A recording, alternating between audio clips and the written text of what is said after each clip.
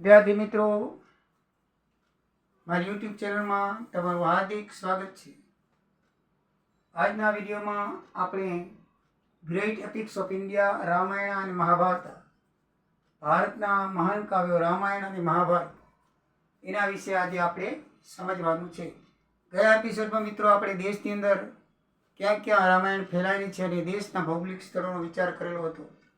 આજે આપણે વિદેશમાં ઐતિહાસિક ભૂગોળ એટલે કે વિદેશમાં રામાયણ ક્યાં ક્યાં ફેલાયેલી છે, કેવી રીતે ફેલાયેલી છે તે આપણે જોઈએ. તો મિત્રો, રામાયણનો પ્રભાવ માત્ર ભારત પૂરતો નથી. દક્ષિણ પૂર્વ એશિયાના ઘણા ભાગોની અંદર રામાયણનો પ્રભાવ જોવા મળે છે. જ્યાં તેની સ્થાનિક સંસ્કૃતિમાં અપનાવવા તેને આવવામાં આવે છે અને સ્વીકારવામાં પણ આવે છે. તેના ચલણની અંદર પણ રામના ફોટા છે.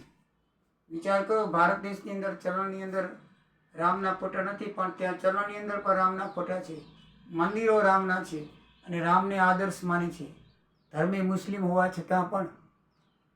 તો આપણા રામાયણની ગ્રંથની મહાનતા તમે સમજી શકો છો કે તેની આદર્શતા કેવી છે વિદેશોની અંદર. સૌથી પહેલાં આપણે ઇન્ડોનેશિયામાં જોઈએ તો રામાયણની ઘણી જ અસર છે. ખાસ કરીને જાવા અને બાલી ટાપુઓમાં પરંપરાગત રામાયણ નાટક તરીકે ભજવવામાં આવે છે. થિયેટરની અંદર પપેટ દ્વારા એટલે કે કઠપુતળી દ્વારા પણ ભજવવામાં આવે છે. રામકથા એ પ્રદેશના વાર્ષિક વિશાળ સાંસ્કૃતિક અને ધાર્મિક ફેબ્રિકનો એક ભાગ છે. મધ્ય જાવામાં આવેલા શહેર યોગકર્તામાં રામાયણ અન્ય પાત્રોને સમર્પિત પ્રંબાનંદ જેવા મંદિરો પણ ત્યાં આવેલા છે. પ્રંબાનંદ મંદિરનું નામ છે. ત્યાં એવા મંદિરો આવેલા છે જે નાટકના પાત્રોને રજૂ કરતા હોય એવા ધાર્મિક પ્રસંગો પણ ત્યાં થાય છે. અને થિયેટરોમાં પપેટ એટલે કઠપુતળી જેવા ઉત્સવ પણ ત્યાં, નાટકો પણ ત્યાં થાય છે અને તેની સારી રીતે રજૂઆત થાય છે. થાઈલેન્ડની અંદર રામાયણને રામકીન તરીકે ઓળખવામાં આવે છે. રામકીન આપણને ખાલી જગ્યામાં કે વૈકલ્પિક પૂછાય કે ભાઈ થાઈલેન્ડમાં રામાયણને ખાલી જગ્યા તરીકે ઓળખવામાં આવે છે, તો રામકીન. જ્યારે તે મૂળભૂત પ્લોટ માળખું જાળવી રાખે છે, સ્થાનિક રીત અને રીત રિવાજો અને લોકવાયકાઓ તેને રાવણ અને સીતાના પાત્રલેખન સહિત થઈ સ્થાયી સંસ્કૃતિ સાથે સંરેખિત કરવા માટે રૂપાંતરિત કર્યું છે. હવે રામકીનની અંદર એટલે રામાયણની અંદર રાવણ અને સીતા રામના પાત્રોને થાઈ સંસ્કૃતિ, જેમાં આપણી ભારતીય સંસ્કૃતિ છે એવી રીતે થાઈ સંસ્કૃતિની અંદર વણી લેવામાં આવી છે કે રામના ગુણો, રાવણના અવગુણો, સીતાજીને આ પતિવ્રતા ધર્મ વગેરે ધર્મ એની અંદર જે સંસ્કૃતિ સાથે થાઈલેન્ડની છે એની સાથે વણી લેવામાં આવ્યું છે. જેથી આદર્શ રીતે કુટુંબની આદર્શ પ્રણાલી બને અને સંસ્કૃતિ પણ એની આદર્શ બને. એને તેને સંરેખિત કરવા માટે રૂપાંતરિત કરવામાં આવી છે. રામકીન થાઈ સાંસ્કૃતિક નૃત્ય સાહિત્યનો એક અગ્રણી ભાગ છે અને રામને થાઈ સમાજમાં સદગુણ ન્યાયનું પ્રતીક માનવામાં આવે છે. જેમ આપણે રામ રાજ્ય તરીકે આદર્શ માની છીએ, એમ થાઈ સંસ્કૃતિની અંદર રામને એક સદગુણ અને ન્યાયનું પ્રતીક માનવામાં આવે છે. તો જેટલું આપણે ભારતની અંદર રામને આદર્શ માની છીએ, તેવું વિદેશની અંદર પણ રામ આદર્શ જ છે. રામ એક મહાન અવતારિક પુરુષ આપણા ધાર્મિક પ્રથાઓ પ્રમાણે થઈ ગયા. તેઓ ભગવાનના અવતાર માનવામાં આવે છે. કૃષ્ણ જન્મ પહેલાં, પછી છેલ્લો કૃષ્ણ અવતાર, એનાથી પહેલાં રામ અવતાર. ત્રેતાયુગમાં રામનો અવતાર થયેલો અને દ્વાપર યુગમાં કૃષ્ણ ભગવાનનો અવતાર થયેલો. આમ કુલ 24 અવતારો છે. એની અંદર રામ અવતાર અને કૃષ્ણ અવતાર. કૃષ્ણ અવતાર હમણાં 5300 વર્ષ પહેલાં થયેલો છે. કલિયુગને 5300 વર્ષ થયા. કૃષ્ણ ભગવાનના અંત સમયે કલિયુગ શરૂ થયો અને દ્વાપર યુગ પૂરો થયો. એટલે 5300 વર્ષ કૃષ્ણ ભગવાનના સમયને થયા છે અત્યારથી લેખીએ તો. આ પ્રમાણે એનાથી આગળનો સમય રામાયણનો ગણવામાં આવે છે. 4,32,000 કલિયુગના વર્ષ છે. એમાં 4,32,000 ઉમેરો એટલે 8,64,000 ત્રેતાયુગના વર્ષ થાય. તો આજથી 4,32,000 પહેલાં રામાયણ ગ્રંથ, આમ તો આપણે ઈસવીસન પૂર્વે 500 થી 100 કહીએ છીએ, પણ રામાયણનો જે કાળ છે તે કળિયુગ પહેલાં ત્રેતાયુગની અંદર માનવામાં આપણા ધાર્મિક ગ્રંથો પ્રમાણે આવે છે. એવી રીતે આગળ જોઈએ તો કંબોડિયા અને લોએસ. કંબોડિયામાં રામાયણે રીમકર, જેમ થાઈલેન્ડમાં રામકીન અને આમાં રીમકરના રૂપમાં ફરીથી કહેવામાં આવે છે. આ મહાકાવ્ય કંબોડિયન નૃત્ય નાટકમાં તેની કોતરણી અને લોકપ્રિય સંસ્કૃતિમાં ઊંડાણપૂર્વક સંકલિત છે. ત્યાંના મંદિરોમાં કોતરણી કામ, રામાયણના પાત્રોનું આલેખન કરવામાં આવે છે. આપણે ત્યાં પણ અજંતા એલોરાની ગુફાની જેવા દ્રશ્યો છે એવા તમે અયોધ્યાની અંદર ત્યાં જાઓ તો ત્યાં રામની આકૃતિઓ, હનુમાનજીની આકૃતિઓ કોતરવામાં આવેલી છે. અને એના સિવાય પણ ઘણી જગ્યાએ તેમના પાત્રોનું આલેખન કરવામાં આવેલું છે. એવી રીતે કંબોડિયાની અંદર પણ આવી રીતે મંદિરોની કોતરણી કરવામાં આવેલી છે. રામાયણે લાઓસ પ્રદેશને પણ પ્રભાવિત કર્યો છે, જ્યાં તે થરાવડા બૌદ્ધ પરંપરા સાથે મજબૂત સંબંધો સાથે સ્થાનિક સંસ્કરણો સ્વીકારવામાં આવ્યું છે. કંબોડિયાની અંદર મેઇન બૌદ્ધ ધર્મ છે, પણ તેની અંદર પણ રામાયણને સ્વીકારવામાં આવેલું છે. બૌદ્ધ ધર્મ પણ રામાયણનો સ્વીકાર કરે છે.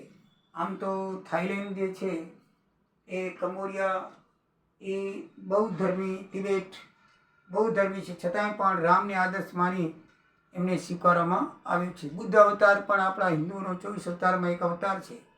રામ અવતાર, કૃષ્ણ અવતાર, એમ બુદ્ધ અવતાર પણ છે. એટલે આ બધા સનાતની ધર્મો છે. સનાતની ધર્મો આમ અલગ અલગ ફાંટાથી વિસ્તરેલા છે, પણ મૂળ એમનું એક જ છે, સનાતન. બરાબર છે. ત્યાર પછી મલેશિયા. રામાયણની મલેશિયાના સાહિત્યને પ્રદર્શન પરંપરામાં સ્થાન મળ્યું છે. તે મલય અને તમિલ બંને સંસ્કૃતિમાં સ્વીકારવામાં આવેલ છે. ખાસ કરી નોંધપાત્ર હિન્દુ વસ્તી ધરાવતા પ્રદેશોમાં ધાર્મિક તહેવારો દરમિયાન કઠપૂતળીના શો અને નાટકો પણ રામાયણમાં રજૂ કરવામાં આવે છે. મલેશિયાની અંદર મલય અને તમિલ ભાષા બંનેની અંદર આ રામાયણની રચના કરવામાં આવે છે અને એની સંસ્કૃતિમાં પણ એનો સ્વીકાર કરવામાં આવે છે. ખાસ કરીને હિન્દુ ધર્મ અપનાવતી પ્રજાની અંદર આનો વિશેષ પ્રભાવ પડે છે. અને ધાર્મિક તહેવારો વખતે કઠપૂતળીના જે આપણે નાના હતા ત્યારે જોયેલા નાટકો, તમે તો જોયેલા છે, ખબર નહીં, પણ અમે તો ઘણા નાટકો જોયેલા છે. કઠપૂતળી પણ ખેલ જોયેલા છે. હવે તો તમે કદાચ યુટ્યુબ ઉપર જુઓ તો ખ્યાલ આવે. બાકી હવે નાટકો અને કઠપૂતળીનો જમાનો ગયો, પણ તે વખતે ખૂબ મજા આવતી. ત્યારે ચલચિત્ર કે ટીવીનો જમાનો નહોતો, ત્યારે કઠપૂતળી દ્વારા એની રજૂઆત થતી. બાલી અને જાવા. ઇન્ડોનેશિયાની અંદર રામાયણનો બાલી અને જાવા બંને ટાપુ છે. પહેલાં કહેવાતું કે જાવે જે કો નર ગયો નાવે મંદિર માય, જો જાવે થકી આવે તો પરિયા પરિયા ખાય. એટલે કે જાવા પહેલાં જવું બહુ મુશ્કેલ હતું. ત્યારે એટલા સાધનો કે હતું નહીં, બોટો દ્વારા જવાતું. અને એમાં દરિયો એટલો તોફાની હતો કે લગભગ પાછું ના આવાય. જાવે જે કો નર ગયો નાવે મંદિર માય, એટલે કે પાછો એ કમાઈને આવી ન શકે. જો આવે જાવે થકી, એટલે જાવા થકી પાછો જો આવી જાય તો ધન એટલું કમાય કે ધન પરિયા પરિયા ખાય, એટલે પેઢીની પેઢી સુધી ખાય, એટલી કમાણી થતી. એવું આ કહેવત ઉપરથી આપણને લાગે છે. એટલે જવાનું તે વખતે જમાનું તો મિત્રો આ વેપાર થવાથી જ, એકબીજા આવન જાવનથી જ, પ્રજાનું સ્થળાંતર થવાથી જ ધર્મનો ફેલાવો થાય છે. સંસ્કૃતિનો ફેલાવો, ધર્મનો ફેલાવો એ આવન જાવનથી થાય છે. વેપારના કારણે જાવા, સુમાત્રા બધા ટાપુઓ છે, એ ટાપુઓમાંથી તેજાના ખૂબ થતા અને એની આદાન પ્રદાન એટલે આયાત નિકાસ આપણા દેશોમાં થતી, ભારત દેશોની. અને જેથી આપણી સંસ્કૃતિનું પણ આદાન પ્રદાન થતું. ત્યાંના વસ્ત્રો, અહીંના વસ્ત્રો, અહીંનો ધર્મ, અહીંનો ધર્મ, એ પ્રમાણે લોકો આવન જાવન કરતા. ઘણા ત્યાંના અહીંયા રોકાઈ જતા, અહીંના ત્યાં રોકાતા. આજે પણ આપણે જેમ ચીન, અમેરિકા, કેનેડાની અંદર વેપાર અર્થે ઘણા ભારતીય નોકરી અર્થે જાય છે. અને ચીન સાથે તો ઘણો વેપાર, ઘણા વેપારીઓ સાથે આજે ચીનનો માલ આપણા દેશની અંદર મોસ્ટ ઓફલી ઘણો બધો આવે છે અને સસ્તો હોય છે. અને આપણને એકદમ મોબાઈલ તેના જુઓ તો મોબાઈલ શું, બીજી ઘણી વસ્તુઓ એકદમ ભારતીય કરતાં સસ્તી મળે છે. તો એનું કારણ છે કે ત્યાં સસ્તી મજૂરી છે. એ પછી આપણે વિચારશું. પણ આ રીતે આદાન પ્રદાન કરવાથી આપણે ઘણા ભારતીયો ત્યાં રહીને દેશમાં માલ મોકલાવે છે ત્યાં સ્થાયી ભલે ન રહેતા હોય પણ અસ્થાયી પણ રહે છે. એટલે અને ત્યાં પાછો આપણો પૂજન વચન કરતા હોય તો ધર્મનો ફેલાવો પણ થાય છે. આ રીતે પહેલાં પણ આવી રીતે ખાસ કરીને ધર્મનો ફેલાવો સ્થળાંતરથી થતો અને આવા કઠપૂતળીના ખેલોથી મનોરંજન સાથે પણ ધાર્મિક જ્ઞાન આપવામાં આવતું. મલેશિયાની અંદર, જાવા સુમાત્રા ટાપુની અંદર, ઇન્ડોનેશિયાની અંદર પણ આવી બાલી અને જાવાની સંસ્કૃતિ પ્રકારની પ્રભાવ પડેલો હતો. આ બંને ટાપુઓ પર વાયંકુલિત છાયા કઠપૂતળીના નાટકોના પ્રદર્શન માટે પ્રખ્યાત છે. વાયંકુલિત છાયા એ ત્યાંના પ્રદેશની કઠપૂતળીના નાટકનું એક નામ છે. વાયંકુલિત છાયા કઠપૂતળીના નાટકોના ત્યાંની ભાષામાં એનો મતલબ એ થાય કે ત્યાં પપેટ દ્વારા એટલે નાના નાના પૂતળાઓ દ્વારા ત્યાં કઠપૂતળીના ખેલો થતા અને એની સાથે કલા નૃત્ય પણ થતું, રજૂ કરવામાં આવતું અને આ રીતે સંસ્કૃતિનો ફેલાવો થયો હતો. રામાયણની ઉત્પત્તિ તો રામાયણની ઉત્પત્તિ પ્રાચીન કાળમાં થઈ હતી. મહર્ષિ વાલ્મીકી દ્વારા ઈસવીસન પૂર્વે 500 થી 100 ની વચ્ચે સંસ્કૃતમાં ભારતના પ્રથમ મહાકાવ્ય તરીકે એની રચના વાલ્મીકી દ્વારા કરવામાં આવી હતી. એ આપણે આગળ જોઈ ગયા છીએ. અને આમ તો એનો કોઈ નિશ્ચિત કાળ નથી. સમય તો ત્રેતાયુગનો છે, મેં તમને હમણાં વાત કરી. અને 400-500 વર્ષ પૂર્વે એની રચના વાલ્મીકી દ્વારા કરવામાં આવી હતી. બરાબર છે. તો એવી રીતે આપણા ઇતિહાસની અંદર જોવામાં આવે છે. મિત્રો, વાલ્મીકી તો 400-500 વર્ષ પૂર્વે કળિયુગમાં થઈ ગયા, છતાંય રામાયણની રચના એમણે કેવી રીતે કરી? તો રામાયણ આમ તો સૌથી પહેલાં પાર્વતીજીને શંકર ભગવાને કહેલી છે. આપણા શાસ્ત્રો પ્રમાણે જોઈએ તો એટલે આદિ અનાદિકાળથી રામાયણ નહોતી રચાઈ, એનાથી પહેલાં રામાયણની રચના થઈ ગયેલી છે. હા, ભગવાનની લીલા છે. આપણે એના ઉપર ન જઈએ તો શાસ્ત્રો પ્રમાણે આપણે તો જે પાઠ્યપુસ્તકની અંદર છે એ રીતે જ ભણવાનું છે. બાકી બહુ ઊંડા ઉતરો તો રામાયણ એ બહુ આદિ અનાદિ જૂનો ગ્રંથ છે અને એના ઉપર કેટલાય લેખકોએ, કેટલા કવિઓએ, કેટલા મુનિ ઋષિઓએ ટિપ્પણ યાની કે પઠન અને ઘણા બધા પુસ્તકો લખેલા છે. પણ એ બધા પુસ્તકોને આપણે આવરી ન શકીએ. આપણે આપણા પાઠ્યપુસ્તક મુજબ અનુસરવાનું રહેશે, કારણ કે આપણને એ જ્ઞાન અત્યારે અહીંયા પ્રસ્તુત કરવું અયોગ્ય છે. એટલે સાથે સાથે ક્યારેક ક્યારેક હું કહેતો જઈશ, પણ ખાલી નોલેજ ખાતર, બરાબર છે. બાકી આપણા પાઠ્યપુસ્તકને આપણે વળગી રહેવું પડશે. ત્યાર પછી આ રામાયણ આપણને નૈતિક, ધાર્મિક અને દાર્શનિક વિચારોનો પ્રભાવ આપણા કુટુંબ પર, આપણા ઉપર, આપણી સંસ્કૃતિ ઉપર પાડે છે. રામાયણ અને મહાભારત આ બંને, મહાભારતની અંદર ગીતાજીનું ખાસ મહત્વ જે છે, મહાભારતમાંથી જ ગીતા ઉત્પન્ન થયેલ છે. બરાબર, ગીતાજી એક મહાભારતનો ભાગ છે. તો આ ગીતા સારા આપણા હિન્દુ ધર્મનું પુસ્તક માનવામાં આવે છે, પણ ખાસ હિન્દુ ધર્મ માટે છે એવું નથી. દુનિયાના સમગ્ર ધર્મો માટે ગીતાજી એ આદર્શ છે. તેની અંદર કોઈ પણ રાજકીય, કુટુંબિકીય કોઈ પણ પ્રશ્ન હોય એનો હલ છે. અને એની પછી આપણે વાત મહાભારતમાં કરશું. તો ભારતીય પરંપરામાં રામાયણ હિન્દુ ધર્મનો મોટો ગ્રંથ છે. વેદાંતિક, આધ્યાત્મિક અને ભક્તિ પરંપરામાં નોંધપાત્ર સ્થાન ધરાવે છે. જે ભક્તિ, સારા ખરાબ કર્મો વચ્ચેનો સ્વાર્થ સંઘર્ષ, મૂલ્યોને પ્રકાશિત કરે છે. રામ અને રાવણ બંનેના સ્વભાવમાં અલગ છે. એક તમને પ્રસંગ કહું, એ સારા અને આદર્શ મૂલ્યોનું મૂલ્યાંકન કેવી રીતે કરે છે. જ્યારે રામ રાવણ યુદ્ધ પૂરું થયું ત્યારે મંદોદરી રાવણના શરીર માટે રણમેદાનમાં આવે છે. ત્યારે રામ બાજુમાં હોય છે, બેઠેલા હોય છે. ત્યારે મંદોદરીને જોઈ અને કહે છે, માતા આવો. મારો એને મર્યાદા મારીને કહે છે, માતા મારે રાવણને મારવો નહોતો, પણ એના કર્મોને લીધે મારે એને આ સજા આપવી પડી. એટલે કે મંદોદરીએ કીધું કે પ્રભુ, હું એના માટે નથી આવી, પણ રાવણ બધી રીતે તમે જુઓ તો રામ કરતાં ચડિયાતો હતો, રામ કરતાં વધારે બળવાન હતો, રામ કરતાં એની પાસે ઘણી બુદ્ધિ. માનો કે ત્યારના જમાનામાં એ એકદમ પંડિત, એટલે તો રામે તેની રામેશ્વરની સ્થાપનામાં બોલાવ્યો હતો. એ પંડિત હતો બુદ્ધિશાળી માણસ હતો, આચાર્ય હતો, જાતનો બ્રાહ્મણ હતો. એ એમ નહોતું કે ભાઈ રાક્ષસ કુળમાં પુલસ્ત્યાયનું કુળ છે. રાક્ષસ કુળમાં જન્મેલો હતો પણ જાતે બ્રાહ્મણ હતો, ઉચ્ચ બ્રાહ્મણ હતો. ત્યારે મંદોદરીએ એમને કીધું કે તમે એનો નાશ કેવી રીતે કરી શક્યા? એનો 10 હાથીઓનું તો 10,000 હાથીઓનું તો બળ હતું, 10 માથા હતા. રામ કરતાં બળવાન ઘણો હતો, છતાં પણ રામ એને માત કરી શક્યા. એની પાસે સાધન સામગ્રી બહુ જ હતી, લશ્કર, રથ, હાથી, ઘોડા. રામ પાસે તો કાંઈ નહોતું, પૈદલ જ વાનરો સિવાય કોઈ જાતની સેના હતી નહીં, છતાં રામ વિજય મેળવ્યા. તો મંદોદરીએ આશ્ચર્ય સાથે પૂછ્યું, ભગવાન તમે એના ઉપર કેવી રીતે વિજય મેળવ્યો? તો ભગવાને કીધું કે બધી રીતે મારા કરતાં ચડિયાતો હતો, પણ એનામાં 2 મોટામાં મોટા દોષો હતા, 2 અવગુણ હતા. એક એ વ્યભિચારી હતો અને એક એ અહંકારી હતો. અહંકાર અને વ્યભિચારને લીધે જ એને આટલી શક્તિ, આટલી સંપત્તિ હોવા છતાં પણ એનો પરાજય થયો.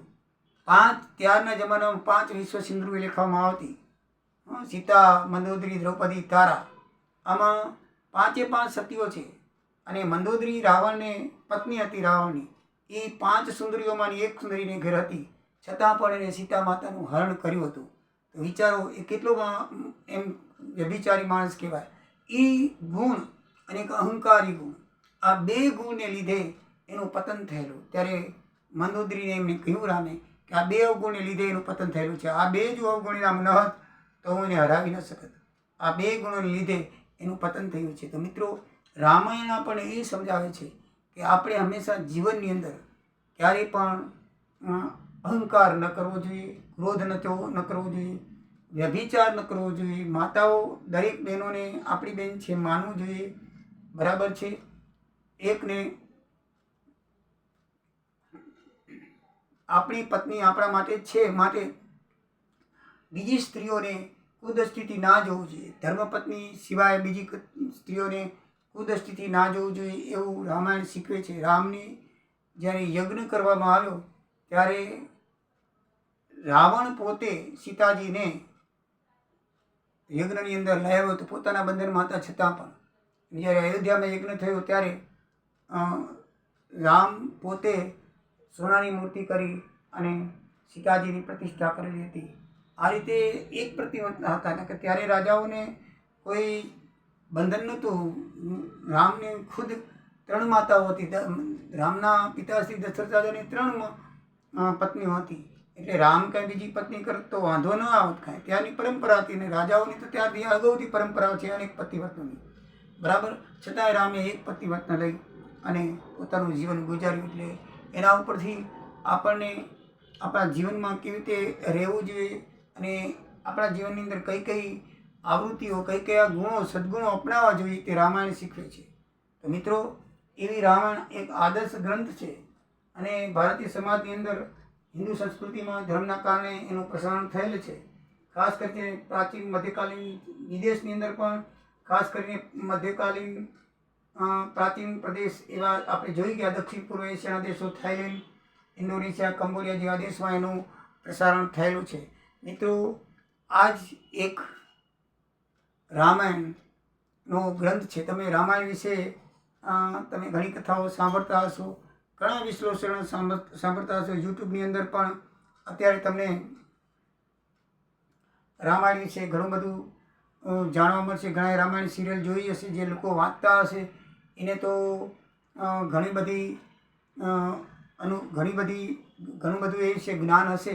પણ જે લોકો રામાયણ વિશે નથી વાંચતા, નથી જોતા, એમણે રામાયણ સિરિયલ કે રામાયણ ગ્રંથો વાંચવા જોઈએ અને અભ્યાસ કરવો જોઈએ. તો આપણે આ પુસ્તકમાં તો એક માનો કે મહાસાગરમાંથી એક ટપકું લેવામાં આવેલું છે. એ જો મહાસાગરને તમે પડો તો તમને કંઈક જ્ઞાન થાય અને આ પુસ્તકને અનુરૂપ તમે ઘણું બધું લખી શકો છો આ પુસ્તક સિવાય, તો તમને એ રીતે સારું જ્ઞાન મળી શકે. ચલો મિત્રો, અત્યારે આટલું પૂરતું છે. પછી વિશેષ આપણે આગળ એપિસોડમાં જોઈશું. જય દ્વારિકાધીશ, જય સિયારામ.